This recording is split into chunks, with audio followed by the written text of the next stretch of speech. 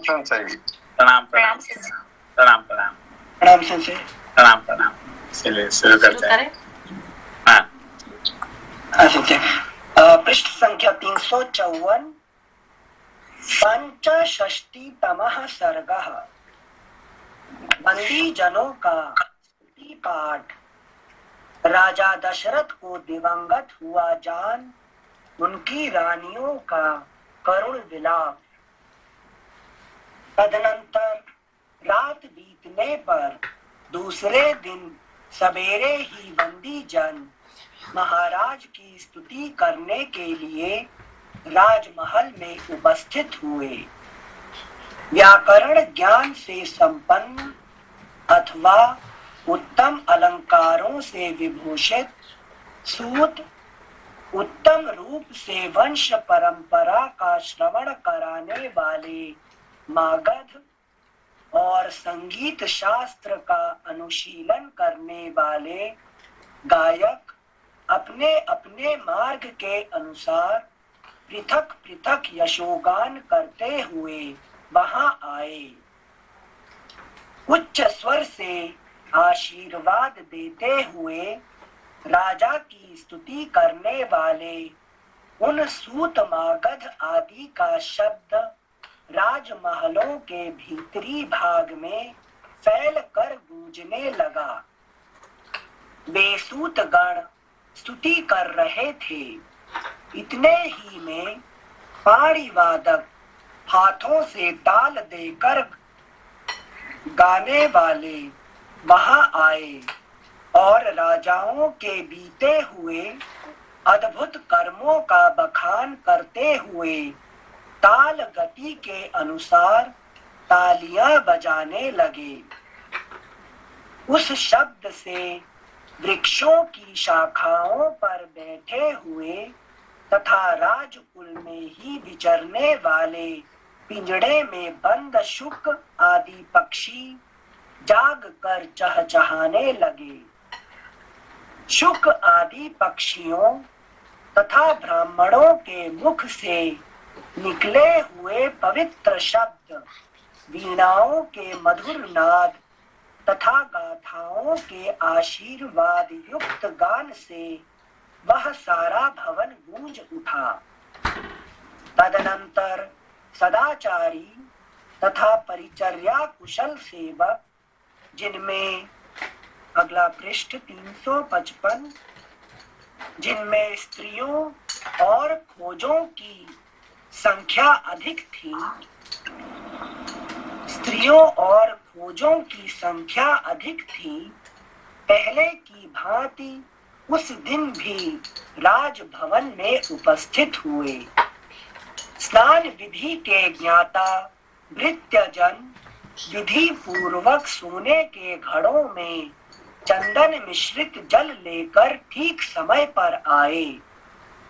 पवित्र आचार विचार वाली स्त्रियां, जिनमें कुमारी कन्याओं की संख्या अधिक थी, मंगल के लिए स्पर्श करने योग्य गौ आदि, पीने योग्य गंगा जल आदि तथा अन्य उपकरण, दर्पण, आभूषण और वस्त्र आदि ले आईं। प्रातः काल राजाओं के मंगल के लिए जो जो वस्तुएं लाई जाती हैं, उनका नाम आभिहारिक है। प्रातः काल राजाओं के मंगल के लिए जो जो वस्तुएं लाई जाती हैं, उनका नाम आभिहारिक है। वहां लाई गई सारी आभिहारिक सामग्री समस्त शुभ लक्षणों से संपन्न, विधि के अनुरूप, आदर और प्रशंसा के योग्य, उत्तम गुण से युक्त तथा शोभायमान थी।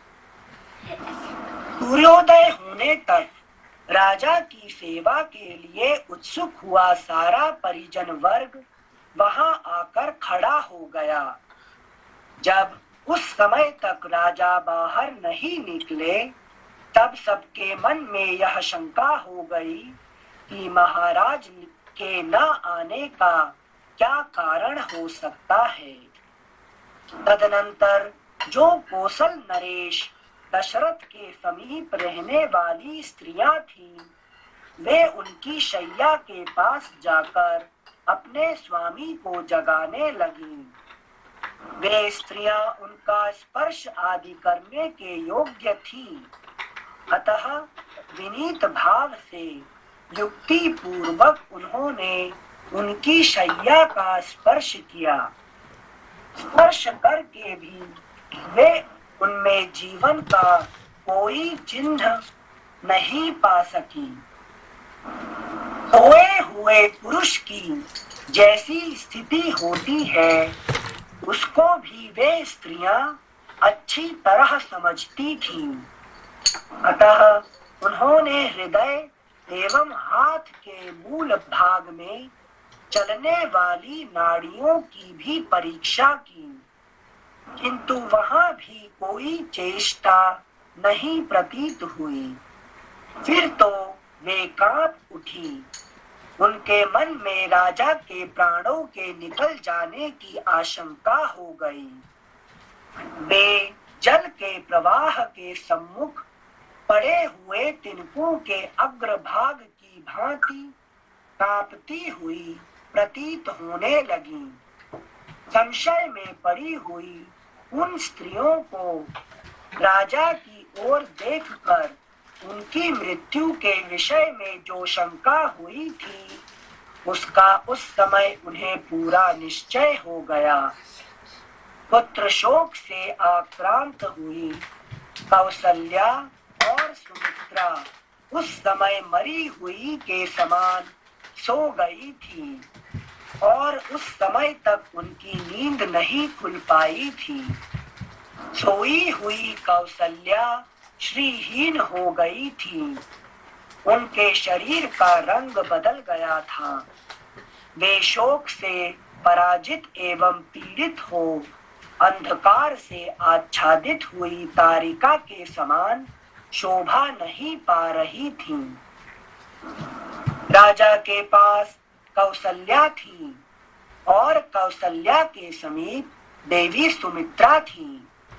दोनों ही निद्रा मग्न हो जाने के कारण शोभाहीन प्रतीत होती थी।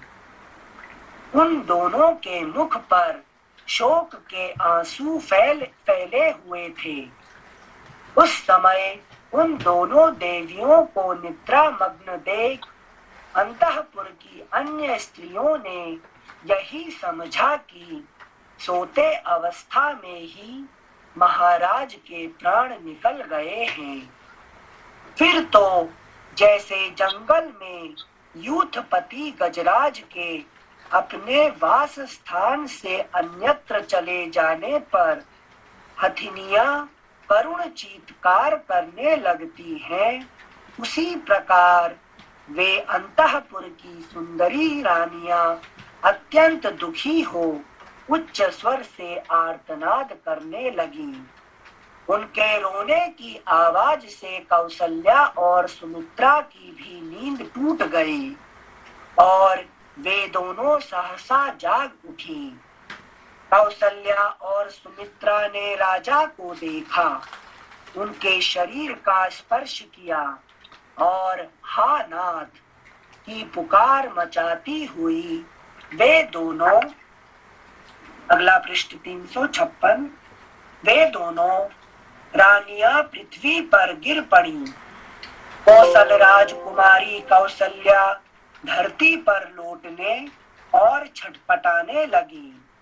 उनका धूलि धूसरित शरीर शोभाहीन दिखाई देने लगा, मानो आकाश से टूटकर गिरी हुई कोई तारा धूल में लौट रही हो।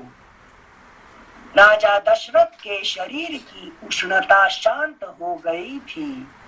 इस प्रकार उनका जीवन शांत हो जाने पर भूमि पर अचेत पड़ी हुई कौसल्या को अंतःपुर की उन सारी स्त्रियों ने मरी हुई नागिन के समान देखा। तदनंतर पीछे आई हुई महाराज की की कैकेयी आदि सारी रानियां शोक से संतप्त होकर रोने लगी और अचेत होकर गिर पड़ी। उन क्रंदन करती हुई रानियों ने वहां पहले से होने वाले प्रबल आर्तनाद को और भी बढ़ा दिया। उस बढ़े हुए आर्तनाद से वह सारा राजमहल पुनः बड़े जोर से गूंज उठा। काल धर्म को प्राप्त हुए राजा दशरथ का वह भवन डरे, घबराए और अत्यंत उत्सुक हुए मनुष्यों से भर गया। सब ओर रोने चिल्लाने का भयंकर शब्द होने लगा। वहां राजा के सभी बंधु बांधव शोक संताप से पीड़ित होकर जुट गए। वह सारा भवन तत्काल आनंद शून्य हो दीन दुखी एवं व्याकुल दिखाई देने लगा। उन यशस्वी भूपाल शिरोमणि को दिवंगत हुआ जान उनकी सारी पत्नियां उन्हें चारों ओर से घेर कर अत्यंत दुखी हो जोर जोर से रोने लगी और उनकी दोनों बाहें पकड़कर अनाथ की भांति करुण विलाप करने लगी। इस प्रकार श्री वाल्मीकि निर्मित आर्ष रामायण आदि काव्य के अयोध्या कांड में 65वां सर्ग पूरा हुआ। षट्षष्टितमः सर्गः।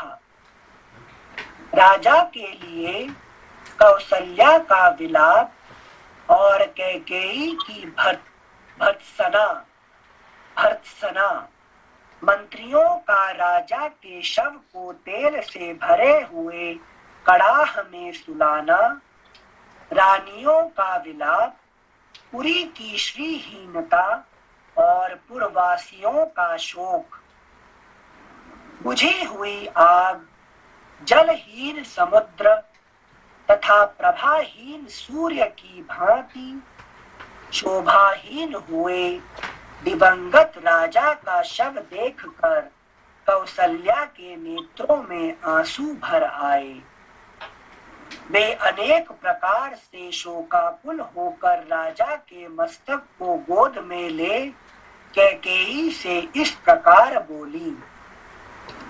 दुराचारिणी क्रूर कैकेयी, ले तेरी कामना सफल हुई। अब राजा को भी त्याग कर एकाग्रचित्त हो अपना अकंटक राज्य भोग। राम मुझे छोड़कर वन में चले गए और मेरे स्वामी स्वर्ग सिधारे। अब मैं दुर्गम मार्ग में साथियों से बिछुड़कर असहाय हुई अबला की भांति जीवित नहीं रह सकती। नारी धर्म को त्याग देने वाली कैकेयी के सिवा संसार में दूसरी कौन ऐसी स्त्री होगी जो अपने लिए आराध्य देव स्वरूप पति का परित्याग करके जीना चाहेगी। जैसे कोई धन का लोभी दूसरों को विष खिला देता है और उससे होने वाले हत्या के दोषों पर ध्यान नहीं देता, उसी प्रकार इस कैकेयी ने उपजा के कारण रघुवंशियों के इस कुल का नाश कर डाला। अगला पृष्ठ 357। कैकेयी ने महाराज को अयोग्य कार्य में लगाकर उनके द्वारा पत्नी सहित श्री राम को वनवास दिलवा दिया।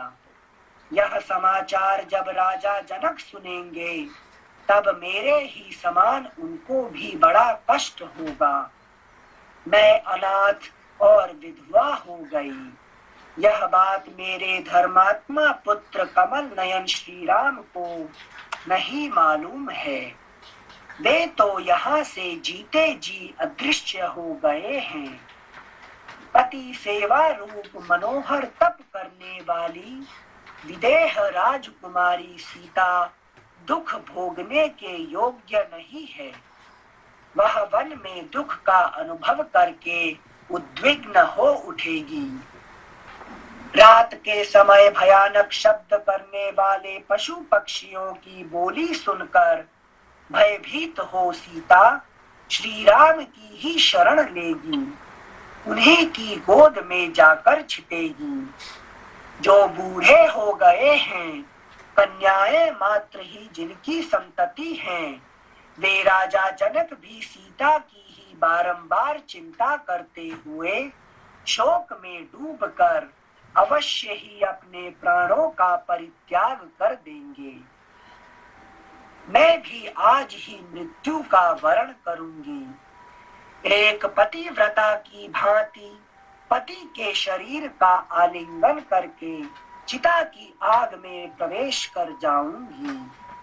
पति के शरीर को हृदय से लगाकर अत्यंत दुख से आर्त हो करुण विलाप करती हुई तपस्विनी कौसल्या को राजकाज देखने वाले मंत्रियों ने दूसरी स्त्रियों द्वारा वहां से हटवा दिया।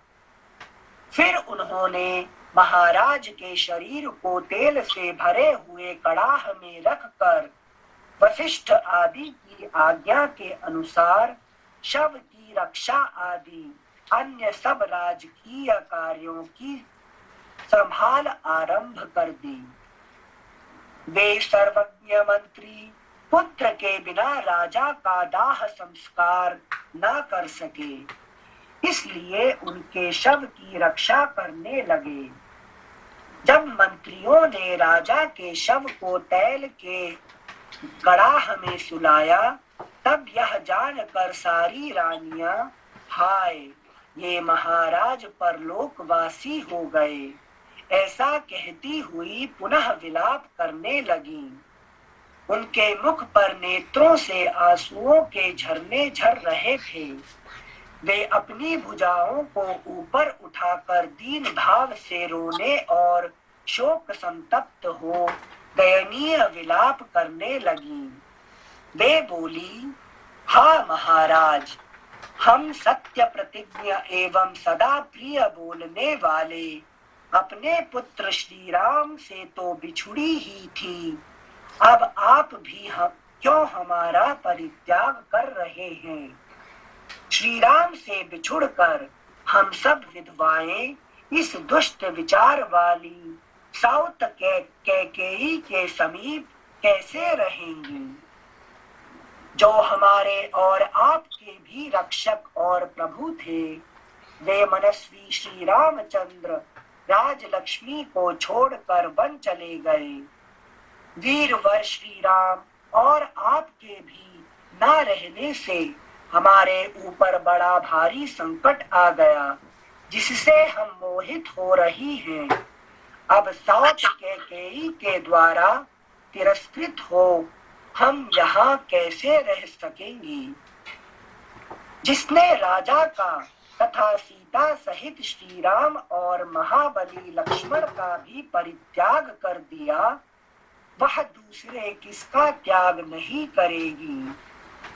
रघुकुल श्लोक संख्या 22 फिर से पढ़ रहे हैं। जिसने राजा का तथा सीता सहित श्री राम और महाबली लक्ष्मण का भी परित्याग कर दिया, वह दूसरे किसका त्याग नहीं करेगी।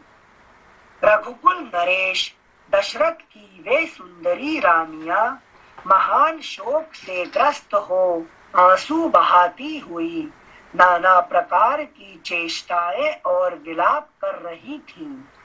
उनका आनंद लुट गया था।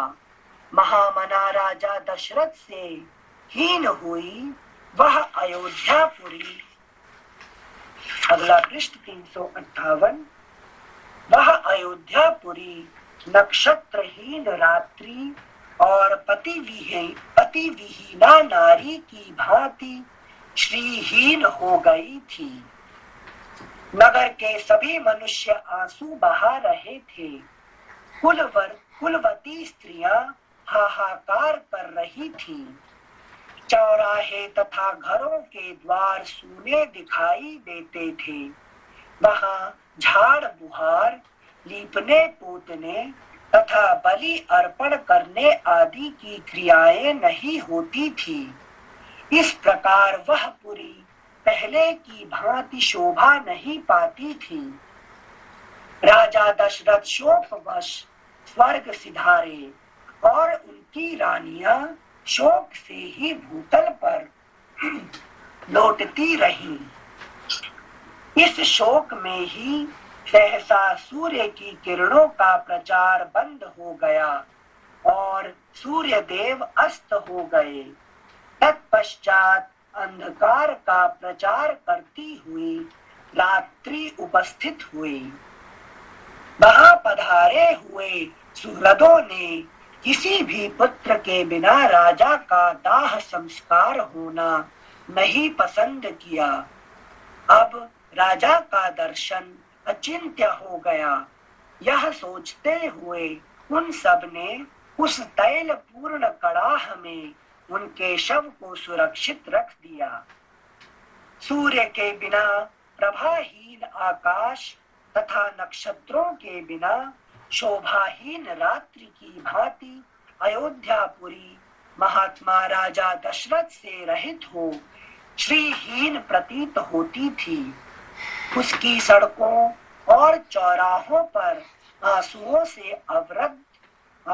से अवरुद्ध कंठ वाले मनुष्यों की भीड़ एकत्र हो गई थी। झुंड के झुंड स्त्री और पुरुष एक साथ खड़े होकर भरत माता कैकेयी की निंदा करने लगे। उस समय महाराज की मृत्यु से अयोध्यापुरी में रहने वाले सभी लोग शोकाकुल हो रहे थे। कोई भी शांति नहीं पाता था। इस प्रकार श्री वाल्मीकि निर्मित आर्ष रामायण आदि काव्य के अयोध्या कांड में 66वां सर्ग पूरा हुआ। सप्तषष्टितमः सर्गः। सिंसे एक छोटा सा प्रश्न है सर।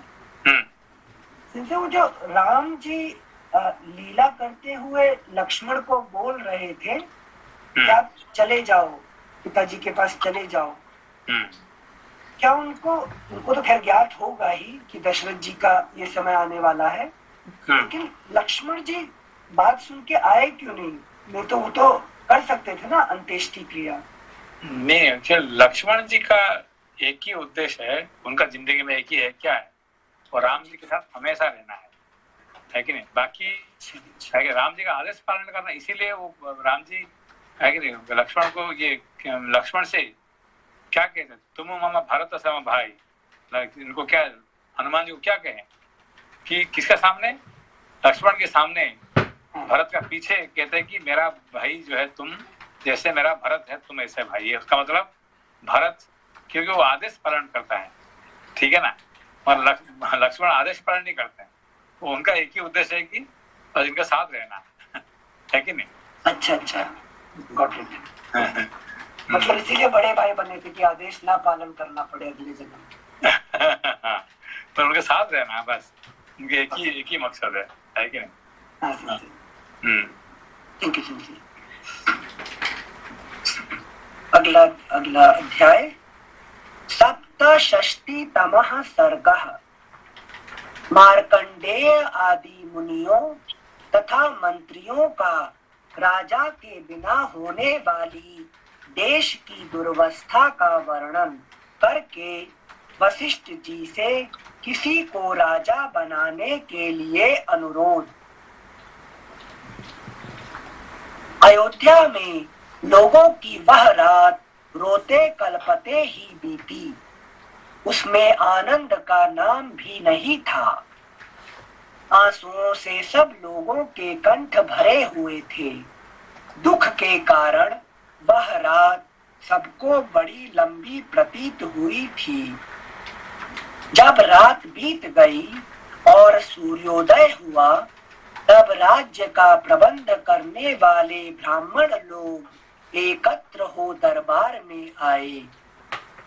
श्लोक संख्या 2 फिर से पढ़ रहे हैं। जब रात बीत गई और सूर्योदय हुआ, तब राज्य का प्रबंध करने वाले ब्राह्मण लोग एकत्र हो दरबार में आए। मार्कंडेय, मौद्गल्य, वामदेव, कश्यप, कात्यायन, गौतम और महायशस्वी जाबाली, ये सभी ब्राह्मण श्रेष्ठ राजपुरोहित वशिष्ठ जी के सामने बैठकर मंत्रियों के साथ अपनी अलग अलग राय देने लगे। मतलब दशरथ का राज्य कौन चलाते थे? ये सब चलाते थे, ठीक है। मतलब क्षत्रिय कार्यवहन या राजवहन करते हैं, पर मार्गदर्शन सब गुरुवर हमेशा जो है जो ऋषि है, ब्राह्मण लोगों ने, जो ऋषि लोगों ने इनको मार्ग दिखाते हैं, ठीक है ना। श्लोक संख्या 5। वे बोले, पुत्र शोक से इन महाराज के स्वर्गवासी होने के कारण यह रात बड़े दुख से बीती है, जो हमारे लिए 100 वर्षों के समान प्रतीत हुई थी। महाराज दशरथ स्वर्ग सिधारे, श्री रामचंद्र जी वन में रहने लगे और तेजस्वी लक्ष्मण भी श्री राम के साथ ही चले गए। अगला पृष्ठ 359। शत्रुओं को संताप देने वाले दोनों भाई भरत और शत्रुघ्न केकय देश के रमणीय राजगृह में नाना के घर में निवास करते हैं। इक्ष्वाकु वंशी राजकुमारों में से किसी को आज ही यहाँ का राजा बनाया जाए, क्योंकि राजा के बिना हमारे इस राज्य का नाश हो जाएगा। जहाँ कोई राजा नहीं होता, ऐसे जनपद में विद्युन मालाओं से अलंकृत महान गर्जन करने वाला मेघ पृथ्वी पर दिव्य जल की वर्षा नहीं करता है। जिस जनपद में कोई राजा नहीं, वहां के खेतों में मुट्ठी के मुट्ठी बीज नहीं बिखेरे जाते। राजा से रहित देश में पुत्र, पिता और स्त्री पति, राजा से रहित देश में पुत्र, पिता और स्त्री पति के वश में नहीं रहती। राजहीन देश में धन अपना नहीं होता है। बिना राजा के राज्य में पत्नी भी अपनी नहीं रह पाती है।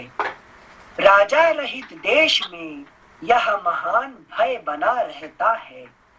जब वहां पति पत्नी आदि का सत्य संबंध नहीं रह सकता, तब फिर दूसरा कोई सत्य कैसे रह सकता है। बिना राजा के राज्य में मनुष्य कोई पंचायत भवन नहीं बनवाते, रमणीय उद्यान का भी निर्माण नहीं करवाते तथा हर्ष और उत्साह के साथ पुण्य गृह, धर्मशाला, मंदिर आदि भी नहीं बनवाते हैं। जहाँ कोई राजा नहीं, उस जनपद में स्वभावतः यज्ञ करने वाले द्विज और कठोर व्रत का पालन करने वाले जितेंद्रिय ब्राह्मण उन बड़े बड़े यज्ञों का अनुष्ठान नहीं करते, जिनमें सभी ऋत्विज और सभी यजमान होते हैं। राजा रहित जनपद में कदाचित महायज्ञों का आरंभ हो भी, तो उनमें धन संपन्न ब्राह्मण भी ऋत्विजों को पर्याप्त दक्षिणा नहीं देते। उन्हें भय रहता है कि लोग हमें धनी समझकर लूट ना लें। अराजक देश में राष्ट्र को उन्नतिशील बनाने वाले उत्सव, जिनमें नट और नर्तक हर्ष में भरकर अपनी कला का प्रदर्शन करते हैं, बढ़ने नहीं पाते हैं तथा दूसरे राष्ट्र हितकारी संघ भी नहीं पनपने पाते हैं। बिना राजा के राज्य में वादी और प्रतिवादी के विवाद का संतोषजनक निपटारा नहीं हो पाता अथवा व्यापारियों को लाभ नहीं होता। कथा सुनने की इच्छा वाले लोग कथावाचक पौराणिकों की कथाओं से प्रसन्न नहीं होते। राजा रहित जनपद में सोने के आभूषणों से विभूषित हुई कुमारियां एक साथ मिलकर संध्या के समय उद्यानों में क्रीड़ा करने के लिए नहीं जाती हैं। बिना राजा के राज्य में धनी लोग सुरक्षित नहीं रह पाते तथा कृषि और गोरक्षा से जीवन निर्वाह करने वाले वैश्य भी दरवाजा खोलकर नहीं सो पाते हैं। राजा से रहित जनपद में कामी मनुष्य नारियों के साथ शीघ्रगामी वाहनों द्वारा वन विहार के लिए नहीं निकलते हैं। जहाँ कोई राजा नहीं होता उस जनपद में 60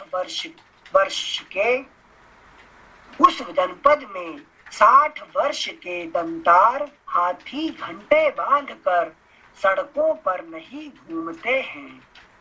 बिना राजा के राज्य में धनुर्विद्या के अभ्यास काल में निरंतर लक्ष्य की ओर बाण चलाने वाले वीरों की प्रत्यंचा तथा करतल का शब्द नहीं सुनाई देता है। राजा से रहित जनपद में दूर जाकर व्यापार करने वाले वणिक बेचने की बहुत सी वस्तुएं साथ लेकर कुशल पूर्वक मार्ग तय नहीं कर सकते।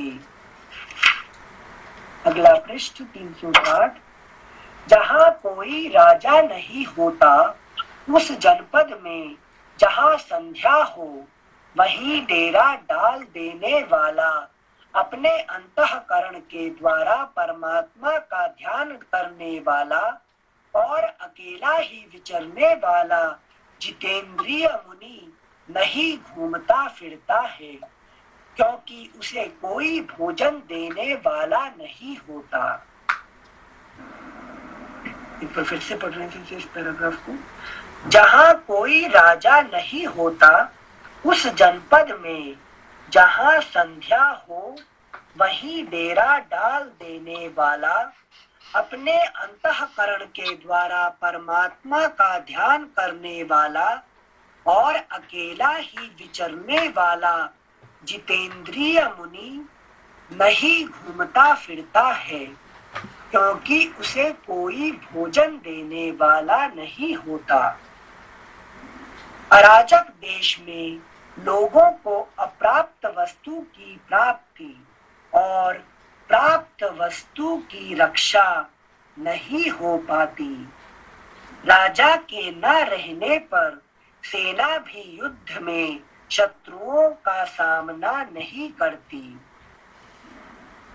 बिना राजा के राज्य में लोग वस्त्राभूषणों से विभूषित हो हृष्ट पुष्ट उत्तम घोड़ों तथा रथों द्वारा सहसा यात्रा नहीं करते हैं क्योंकि उन्हें लुटेरों का भय बना रहता है।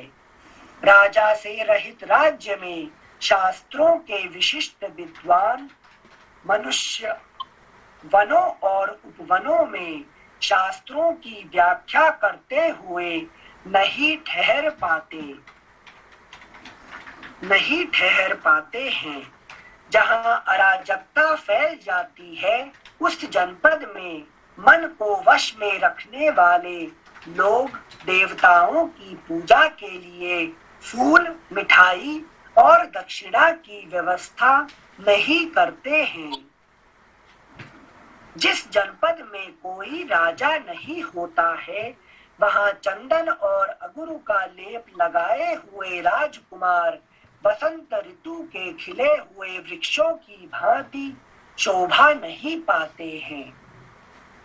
जैसे जल के बिना नदियां, घास के बिना वन और ग्वालों के बिना गौओं की शोभा नहीं होती, उसी प्रकार राजा के बिना राज्य शोभा नहीं पाता है। जैसे ध्वज रथ का ज्ञान कराता है और धूप अग्नि का बोधक होता है, उसी प्रकार राजकाज देखने वाले हम लोगों के अधिकार को प्रकाशित करने वाले जो महाराज थे वे यहाँ से देवलोक को चले गए। राजा के न रहने पर राज्य में किसी भी मनुष्य की कोई भी वस्तु अपनी नहीं रह जाती। जैसे मत्स्य एक दूसरे को खा जाते हैं, उसी प्रकार अराजक देश के लोग सदा एक दूसरे को खाते लूटते खसोटते रहते हैं। जो वेद शास्त्रों की तथा अपनी अपनी जाति के लिए नियत वर्णाश्रम की मर्यादा को भंग करने वाले नास्तिक मनुष्य पहले राजदंड से पीड़ित होकर दबे रहते थे, वे भी अब राजा के न रहने से निशंक होकर अपना प्रभुत्व प्रकट करेंगे। जैसे दृष्टि सदा ही शरीर के हित में प्रवृत्त रहती है, उसी प्रकार राजा राज्य के भीतर सत्य और धर्म का प्रवर्तक होता है। राजा ही सत्य और धर्म है, राजा ही कुलवानों का कुल है, राजा ही माता और पिता है तथा राजा ही मनुष्यों का हित करने वाला है। राजा अपने महान चरित्र के द्वारा यम, कुबेर, इंद्र और महाबली वरुण से भी बढ़ जाते हैं। यमराज केवल दंड देते हैं, कुबेर केवल धन देते हैं, इंद्र केवल पालन करते हैं और वरुण केवल सदाचार में नियंत्रित करते हैं। परंतु एक श्रेष्ठ राजा में ये चारों गुण मौजूद होते हैं, अतः वह इनसे बढ़ जाता है। यदि संसार में भले बुरे का विभाग करने वाला राजा न हो तो यह सारा जगत अंधकार से आच्छन्न सा हो जाए, कुछ भी सूझ ना पड़े। श्लोक संख्या 36 एक बार फिर से पढ़िए। यदि संसार में भले बुरे का विभाग करने वाला राजा ना हो तो यह सारा जगत अंधकार से आच्छन्न सा हो जाए, कुछ भी सूझ ना पड़े। यहाँ संसार मतलब मरते लोग के कॉन्टेक्स्ट में बोल दिया, लेकिन कर्म का थ्योरी से जो भय होता है जिससे संसार चलता है, वो भय कर्म से होता है या भय राजा के फिजिकली होने से होता है? मतलब कर्म थ्योरी चलाता राजा को, राजा चलाता देश को, ठीक है ना? अच्छा, तो हाँ, तो राजा ना होने से ये जो उसको कहते हैं अराजकता का कारण से ये सब दोष होता है। क्योंकि राजा क्या करता है कि चार जो लोकपाल होता है, कौन कौन? यम, कुबेर, इंद्र और वरुण, चार लोकपाल होता है। ये चार लोकपाल का काम अकेला राजा करता है कि नहीं? दंड देता है, जो नियम को पालन नहीं करता है तो यम कहते हैं, ठीक है ना? तो कुबेर, वरुण, इंद्र, इस चारों का लोकपाल का काम अकेला राजा करता है। अच्छा है ना? मतलब कर्म राजा को चलाता है, राजा लोगों को। संसार में। Thank you so much.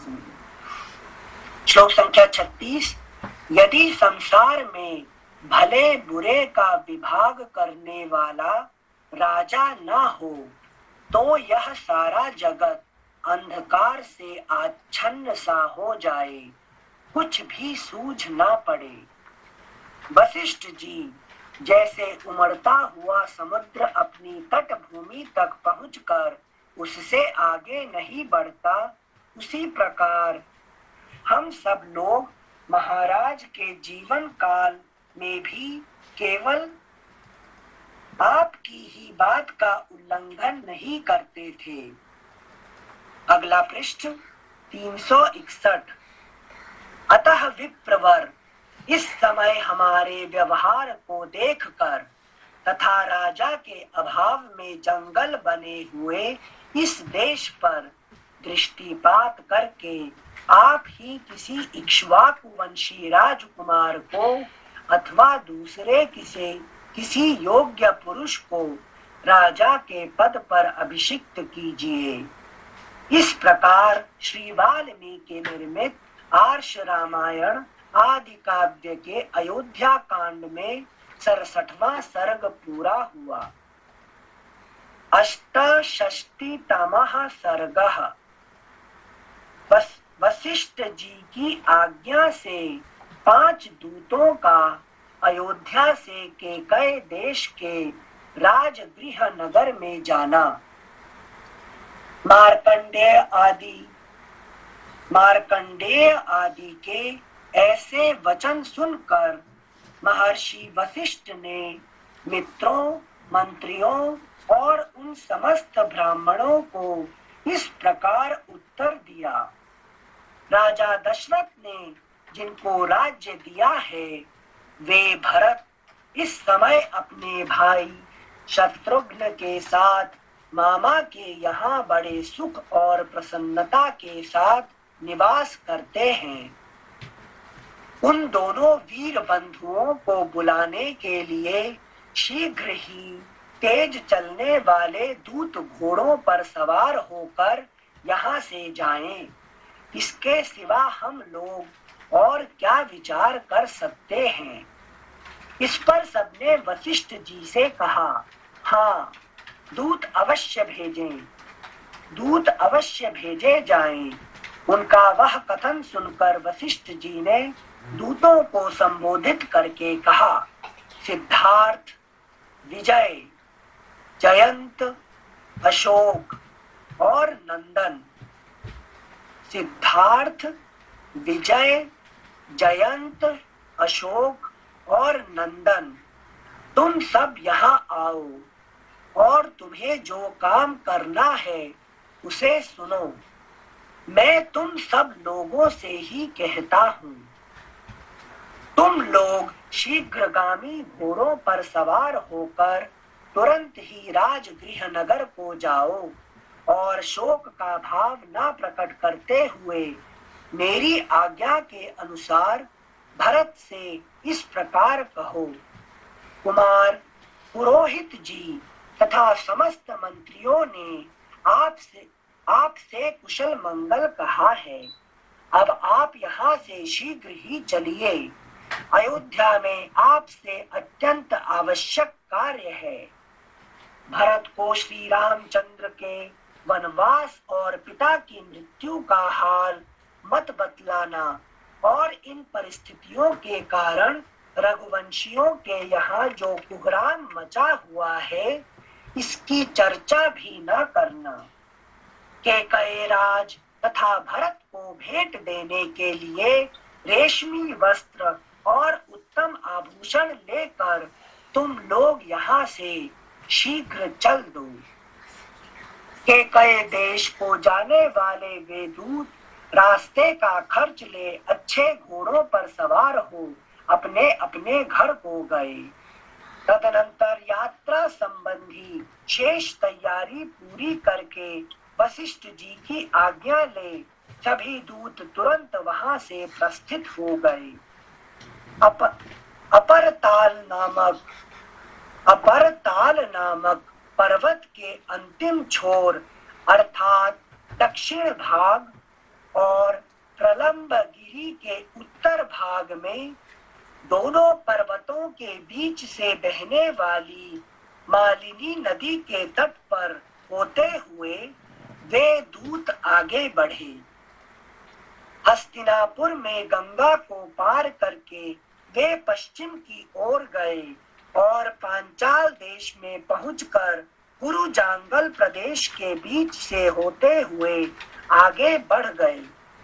मार्ग में सुंदर फूलों से सुशोभित सरोवरों तथा निर्मल जल वाली नदियों का दर्शन करते हुए वे दूत कार्यवश तीव्र गति से आगे बढ़ते गए। अगला पृष्ठ 362। तदनंतर वे स्वच्छ स्वच्छ जल से सुशोभित, पानी से भरी हुई और भांति भांति के पक्षियों से सेवित दिव्य नदी शरदंडा के तट पर पहुंचकर उसे वेग पूर्वक लांघ गए। शरदंडा शरदंडा एक नदी है। अच्छा, श्लोक संख्या 16।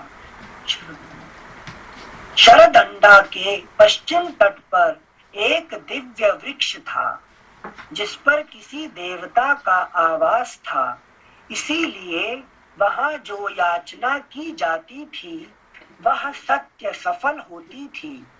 अतः उसका नाम सत्योपयाचन हो गया था।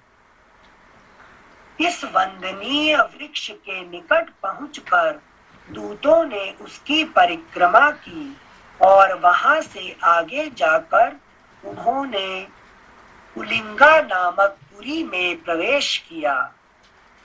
वहां से तेजोभी भवन नामक गांव को पार करते हुए वे अभिकाल नामक गांव में पहुंचे और वहां से आगे बढ़ने पर उन्होंने राजा दशरथ के पितामहों द्वारा सेवित पुण्य सलिला इक्षुमती नदी को पार किया।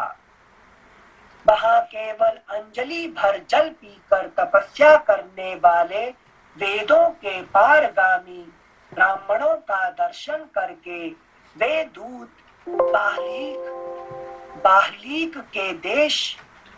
बाहलीक देश के मध्य भाग में स्थित सुदामा नामक पर्वत के पास जा पहुंचे।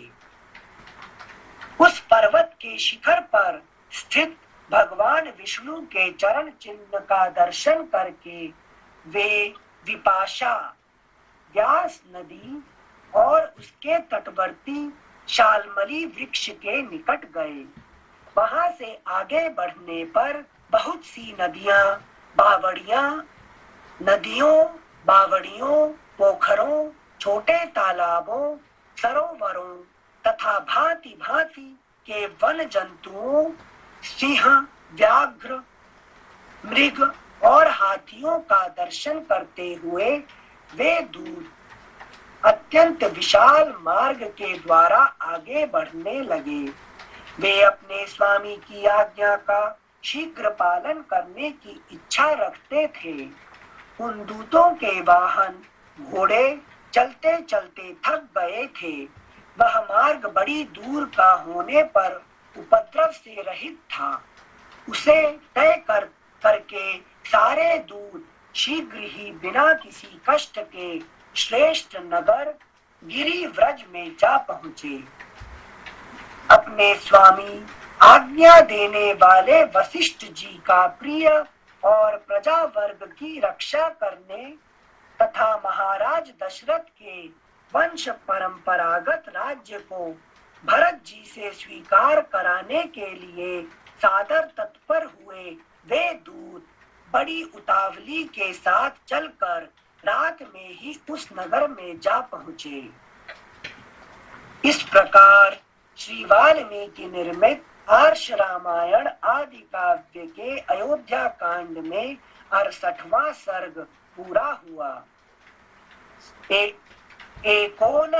69तमः सर्गः।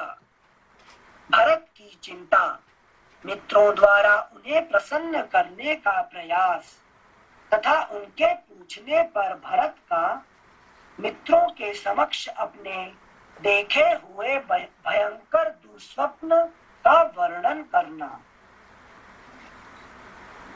जिस रात में दूतों ने उस नगर में प्रवेश किया था, उससे पहली रात में भरत ने भी एक अप्रिय स्वप्न देखा था।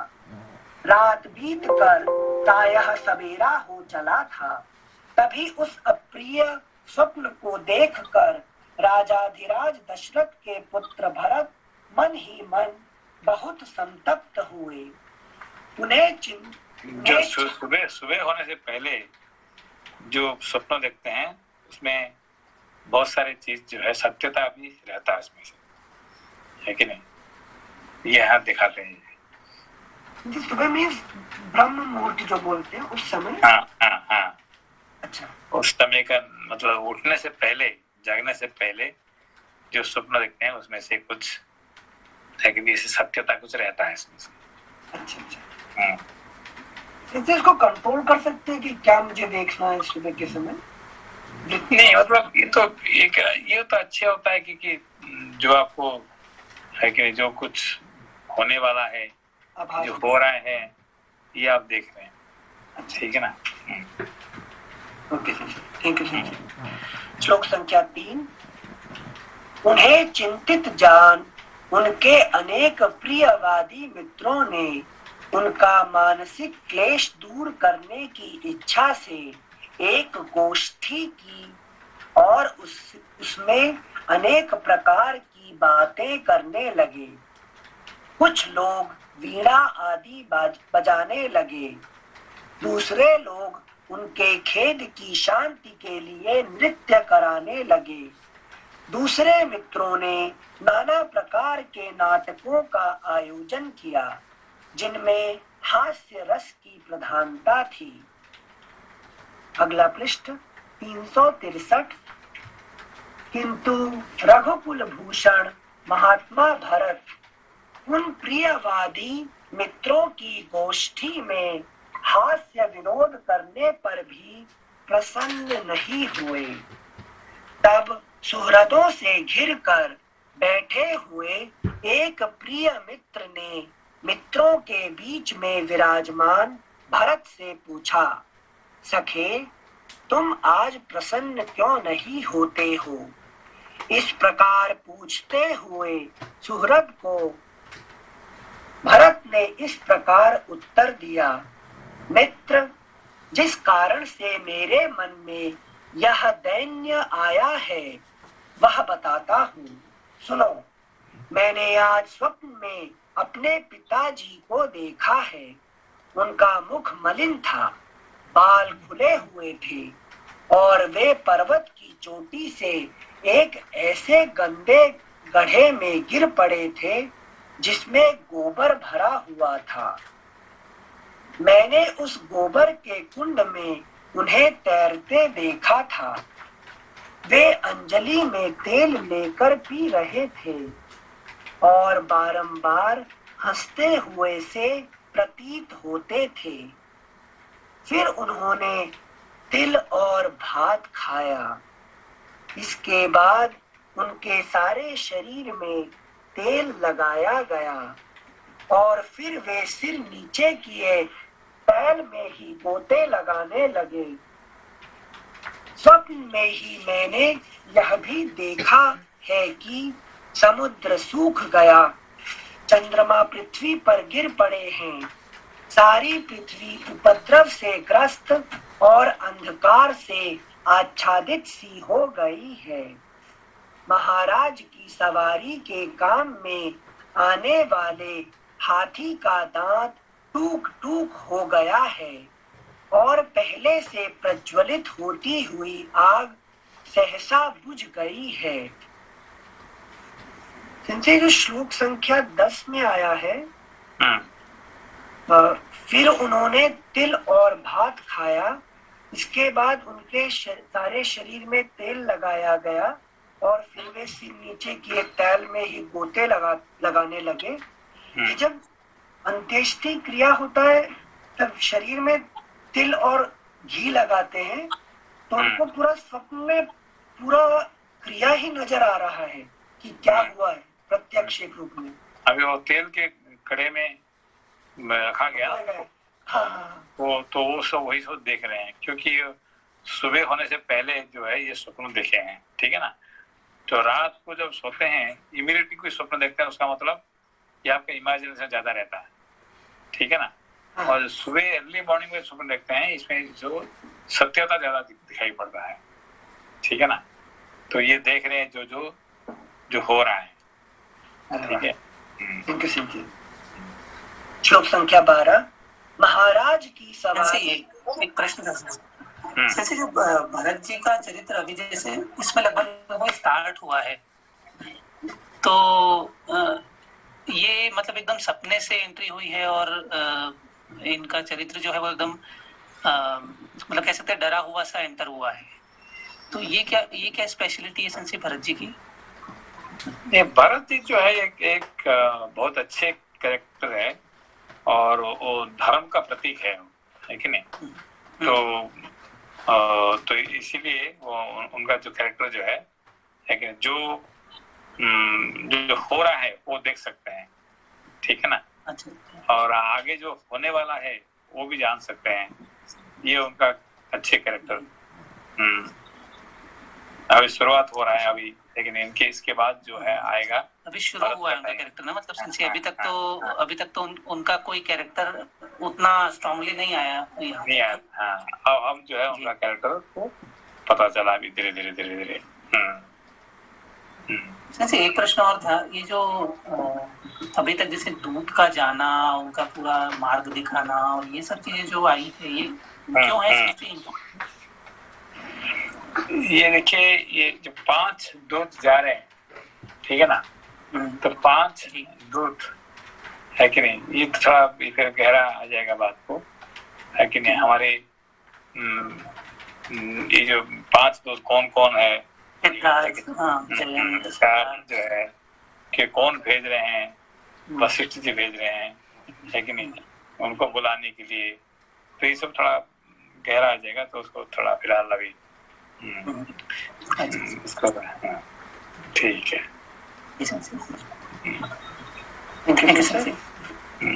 श्लोक संख्या 12। महाराज की सवारी के काम में आने वाले हाथी का दांत टूक हो गया है और पहले से प्रज्वलित होती हुई आग सहसा बुझ गई है। मैंने यह भी देखा है कि पृथ्वी फट गई है, नाना प्रकार के वृक्ष सूख गए हैं तथा पर्वत ढह गए हैं और उनसे धुआं निकल रहा है। काले लोहे की चौकी पर महाराज दशरथ बैठे हैं। उन्होंने काला ही वस्त्र पहन रखा है और काले एवं पिंगल वर्ण की स्त्रियां उनके ऊपर प्रहार करती हैं। धर्मात्मा राजा दशरथ लाल रंग के फूलों की माला पहने और लाल चंदन लगाए गधे जुते हुए रथ पर बैठकर बड़ी तेजी के साथ दक्षिण दिशा की ओर गए हैं। लाल वस्त्र धारण करने वाली एक स्त्री जो विकराल मुख वाली राक्षसी प्रतीत होती थी, महाराज को हंसती हुई सी खींचकर लिए जा रही थी। यह दृश्य भी मेरे देखने में आया। इस प्रकार इस भयंकर रात्रि के समय मैंने यह स्वप्न देखा है। इसका फल यह होगा कि मैं, श्री राम, राजा दशरथ अथवा लक्ष्मण, इनमें से किसी एक की अवश्य मृत्यु होगी। जो मनुष्य स्वप्न में गधे जुटे हुए रथ से यात्रा करता दिखाई देता है, उसकी चिता का धुआं शीघ्र ही देखने में आता है। यही कारण है कि मैं दुखी हो रहा हूँ और आप लोगों की बातों का आदर नहीं करता हूँ। मेरा गला सूखा सा जा रहा है और मन अब अस्वस्थ सा हो चला है। मैं भय का कोई कारण नहीं देखता, तो भी भय को प्राप्त हो रहा हूँ। मेरा स्वर बदल गया है तथा मेरी कांति भी फीकी पड़ गई है। मैं अपने आप से घृणा सी करने लगा हूँ, परंतु इसका कारण क्या है यह मेरी समझ में नहीं आता। अगला पृष्ठ 364। जिनके विषय में मैंने पहले कभी सोचा तक नहीं था, ऐसे अनेक प्रकार के दुस्वप्नों को देखकर तथा महाराज का दर्शन इस रूप में क्यों हुआ जिसकी मेरे मन में कोई कल्पना नहीं थी, यह सोचकर मेरे हृदय से महान भय दूर नहीं हो रहा है। इस प्रकार श्री वाल्मीकि निर्मित आर्ष रामायण आदि काव्य के अयोध्या कांड में 69वां सर्ग पूरा हुआ।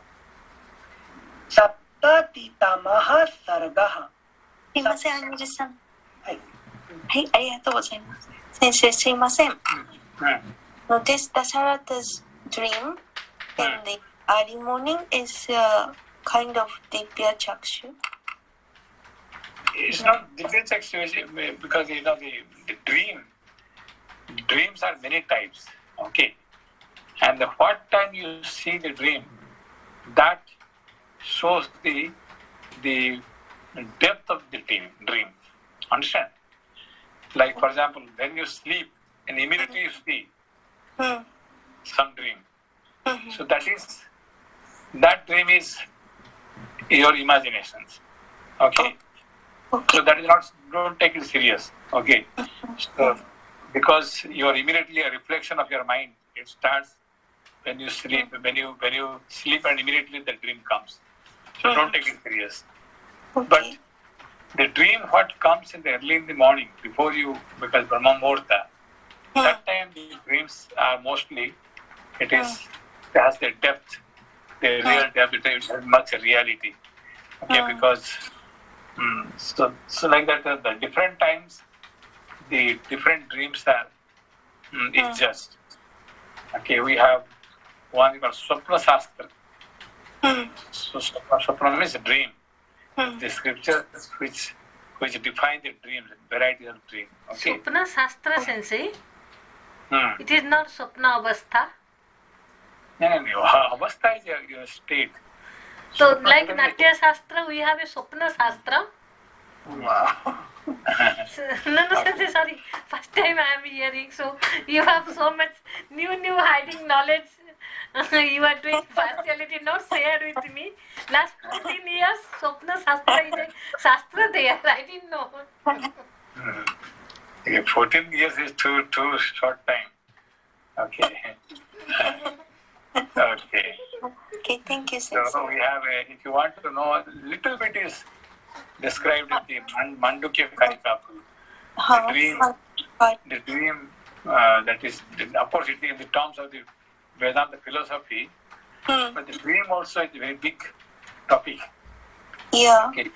What dream you see, for what reason you see, how much you take it serious.